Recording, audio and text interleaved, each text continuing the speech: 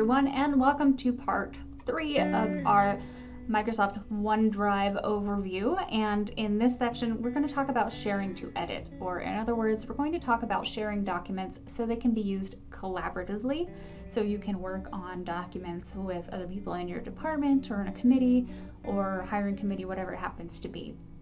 We're going to start within the OneDrive Online. As you can see, I'm in my basic document that we've started everything with. And fortunately for you, the sharing options are really easy to find because they kind of look like the share options that are now standard amongst most apps. And you can see it right here in the share icon. This does scale up. So even though here I'm in one single document, I could, for example, come back into my files area and share an entire folder. There's that share icon there. And what this would do is it would apply the sharing permissions that I give to the folder to every document that's within the folder. So instead of going through this with every single document, you can just do it to a folder and you can dump all of your stuff into that one folder and know that the people who you share that folder with will be able to edit your documents. Okay, that said, let's go ahead and click our share button, and this is going to launch the share area. So within here, first thing we're going to do is take a look at the default option, which is that anyone with the link can edit. Now that can be great. That's a simple way to do it. Just know that if you share it with someone and they send that link along to someone else, that person will also have edit access to your document. So perhaps you want to limit that just a little bit. You can do that by expanding this menu and looking at the options here.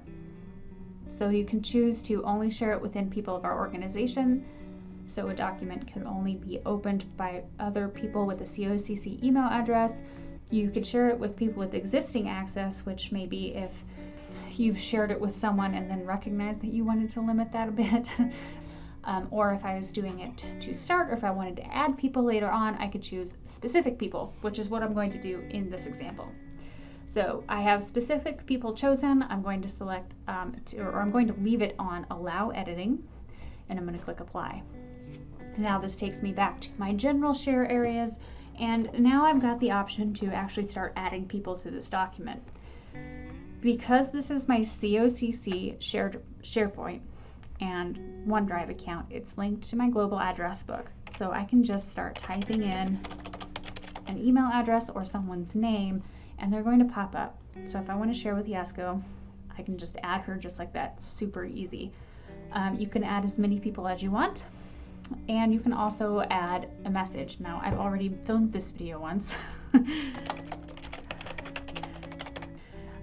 And once I have selected that, then I can go ahead and confirm that share by clicking send. So my link has been sent, and if I'm correct, I should also get a pop-up from, and what you will see right away is that you are actually CC'd on the confirmation email. So this was sent to Yasko, I'm CC'd on it, here's my document, I can open in OneDrive.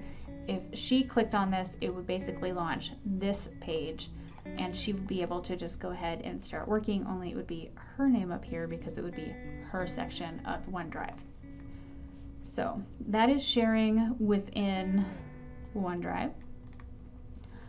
If you did want to be more universal, you could also just come back in here to the share. Like I said, the default is that anyone with the link can edit, and if you're not trying to share it or limit it necessarily, you just want, maybe it's a larger group of people and you don't want to list out 15 email addresses, you can just copy the link and it will give you a text option here. I can copy that, I can paste this into something like a meeting invite, or if I'm working within Blackboard for a committee or something, and I can drop that in there and anyone with the link would be able to access it and start editing. So that's kind of how that would work. All right. Now, you can also share from within the desktop app, so within the desktop version of Microsoft Word. And I'm going to go ahead and launch that document, which is right here. So I just pulled this down. I could also get this from my File Explorer, but I like doing it this way. Up here in the very upper right-hand corner, there is an option here to share. because the COCC Microsoft Office suite's connected to our accounts. Like we said, you should see your name here. If I click share, it's going to open a little tab where I can start sharing. There are a few things that I can see right away. One is it already lists Yasko Jackson as an editor, which is super great. So I can kind of keep a running tally on who I've shared a document with. I don't necessarily have to go back into Word Online and double check that. It's going to say, oh yeah, that's right, she shared it with her. So that's super great. I can also change that sharing permission really easily from within here. I can either remove someone from my editing permissions, or I can very quickly toggle that permission to change to view, and vice versa. So if someone logs in and you realize you want them to be able to edit something, you can just right click, and the other people who have shared this document will be listed here as well. You can also invite people from within Word, which is great. Again, this is connected to your global address book, so if you click the address book section, I can come in, maybe I want to share this with Chris Mills. I can just add her and it would come in here. My options can edit, can view. Again, I can send a message, and then clicking share would launch the same email message. And I can also get a sharing link. Again, these are universal links. Anyone with this link can share, but I could copy it from within here. So I just say this to point out that you don't have to be in Word Online in order to use the sharing features. Your document just has to be saved to OneDrive. If this was a new document, for example, if I Control N, if I click share, I have not saved this document to the cloud, so I can't access those sharing features.